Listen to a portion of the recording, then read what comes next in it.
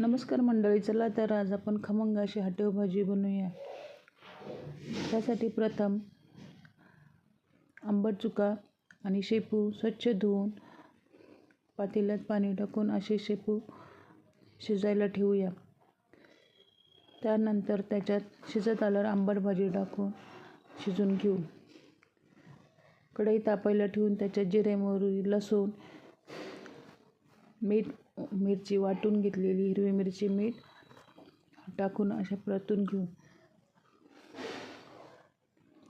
बेसन शिजलेल्या भाजीमध्ये बेसन पीठ थोडेसे छोटे 2 चमचे बेसन पीठ मिक्स करून घेऊ. शिजलेली भाजी त्या फोडणीमध्ये ओतून जाडसर शेंगदाण्याचं कूट आणि मिक्स केलेले बेसन पीठ टाकून भाजी शिजायला टाकू. थोडेसे पाणी टाकून भाजी उकळी येऊस्तर 2 मिनिटं शिजून घेऊ. अशा प्रकारे मिक्स करून घेतल्यानंतर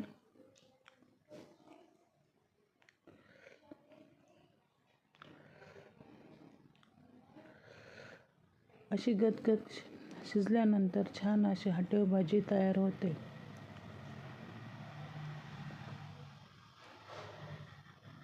चवीप्रमाणे मीठ, मिरची, शेंगदाण्याचं कूट टाकून छान भाजी तयार होते.